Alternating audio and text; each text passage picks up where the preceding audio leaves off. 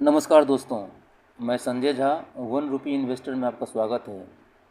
यहाँ हम शेयर बाज़ार की दुनिया को सरल भाषा में समझते हैं। जिस खेल में आप शामिल हैं उस खेल का नियम क्या है यह जानना बहुत ज़रूरी है।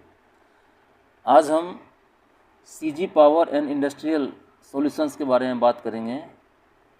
इस कंपनी का फंडामेंटल और टेक्निकल एनालिसिस करेंगे।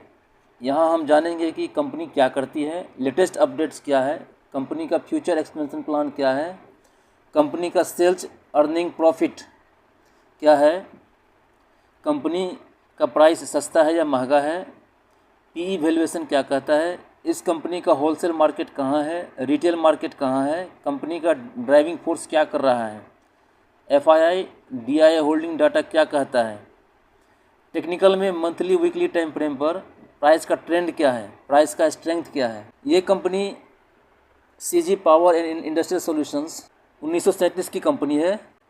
पहले इस कंपनी का नाम क्रॉम्पटन ग्रीव्स लिमिटेड था, जिसको 2017 में CG power and industrial solution limited रखा गया। इस कंपनी का अधिग्रहण 2020 में मुरुगप्पा ग्रुप के द्वारा किया गया।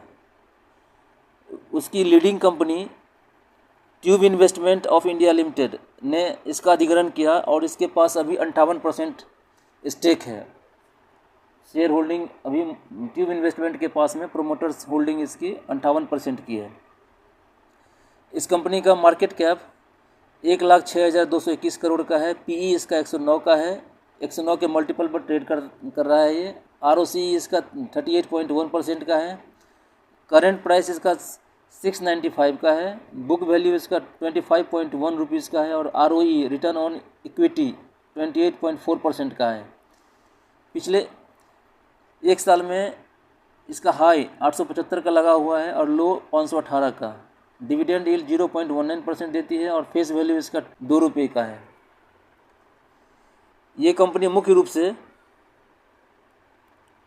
ट्रांसफार्मर मैन्युफैक्चरिंग करती है, ग्रीनफील्ड संयंत्र में काम करती है। सेमीकंडक्टर संयुक्त उद्यम जैसे कि आपका सनद में, गुजरात के सनद में ये जापानी सेमीकंडक्टर फॉर्म रेनेसेस इलेक्ट्रॉनिक्स और थाईलैंड के स्टार्स माइक्रो इलेक्ट्रॉनिक्स के साथ में मिलकर एक संयुक्त उद्यम स्थापित किया है, जिसका उद्देश्य 2026 के मध्य तक चिप उत्पादन यानी कि सेमीकंडक्टर चिप उत्पादन करने का इनका लक्ष्य है। ग्रीनफील्ड संयंत्र में भी इनका मैन्युफैक्चरिंग है, जो कि मध्य प्रदेश के मलानपुर में एक नया ग्रीनफील्ड ट्रांसफार्मर संयंत्र स्थापित किया जा रहा है, जिसमें 220 केवी से 765 केवी तक के ट्रांसफार्मर का निर्माण किया जाएगा।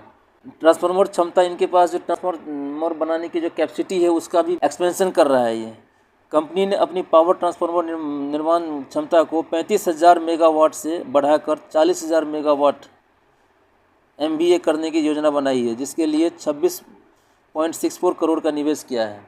इस कंपनी के प्राइस वैल्यूएशन पे जाते हैं, प्राइस टू अर्निंग रेशियो पे, तो पिछले 5 साल का इसका मेडन एवरेज, इसका मेडन पी 74.3 का रहा है और करेंट में इसका पी 100 से ऊपर का है, यानी कि वैल्यूएशन इसका महंगा है। इसकी अर्निंग्स 2021 से बढ़ना शुरू हुआ, फिर थोड़ा कम होकर के और अभी कांस्टेंट एक ही रेंज में बना हुआ है। इसकी प्रॉफिट एंड लॉस में जाते हैं, कंपनी के प्रॉफिट एंड लॉस में जाते हैं, तो इसका सेल्स मार्च 2014 में 13,632 करोड़ का था और धीरे धीरे करके घटता हुआ मार्च 2020 में 5,110 करोड़ का हो गया।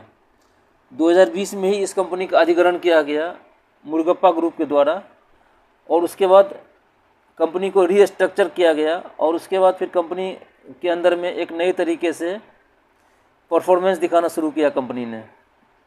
तो अभी करेंट ईयर मार्च 2025 में इसका सेल्स 9,909 करोड़ रुपये का रहा है।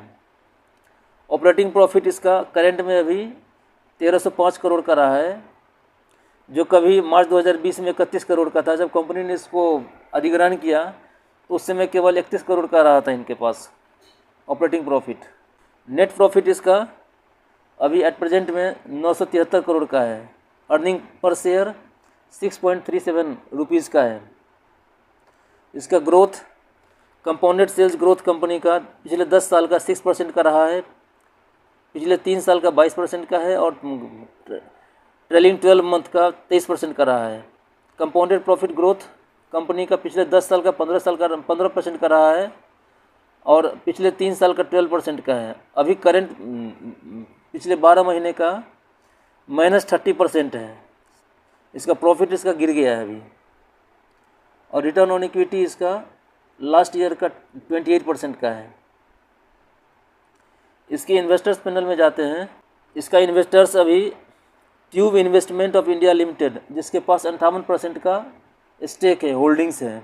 प्रोमोटर्स के पास में अभी 58.06% का मार्च 2025 में होल्डिंग है, जो पिछले होल्डिंग के आसपास में ही है। पिछला 2024 में इसका होल्डिंग 58.11% का था। FII की होल्डिंग अभी करंट में 12.97% का है, जो कि पिछले 2024 में 15.18% का रहा है। DII की होल्डिंग मार्च 2025 में 13.58% का रहा है और मार्च 2024 में 10.09% का रहा है। यानी कि ये इसकी होल्डिंग बढ़ी है, इसकी होल्डिंग डिक्रीज हुई है। और FII की होल्डिंग डिक्रीज हुई है, DII की होल्डिंग बढ़ी है और प्रोमोटर्स की होल्डिंग एज इट इज़ है, ऑलमोस्ट सेम ही है। पब्लिक की होल्डिंग घटी है। पब्लिक का होल्डिंग जहाँ मार्च 2024 में 16.61% था, वो अभी घट करके 15.39% का हो गया है। इसका सेमीकंडक्टर प्लांट गुजरात के सनद में स्थापित हुई है। वैसे इसका ग्रीनफील्ड ट्रांसफार्मर है ये, और इसका पावर जनरेशन ट्रांसफार्मर है ये। मंथली टाइम फ्रेम पर इसका प्राइस अप ट्रेंड में है और बुलिश है। वीकली टाइम फ्रेम पर इसका प्राइस अप ट्रेंड में है और बुलिश है। इसका भी RSI अभी 55.91 पे है अभी ये, और अपर बैंड पे अभी प्राइस रुका हुआ है। वीकली टाइम फ्रेम पर थोड़ा सा रिट्रेसमेंट लेकर के फिर ऊपर की तरफ जाएगा। डेली टाइम फ्रेम पर प्राइस ने एक रेंज को ब्रेक किया है, अभी एक रेंज को ब्रेक किया है। थोड़ा रिट्रेसमेंट लेकर के फिर बुलिश डायरेक्शन में रन करेगा।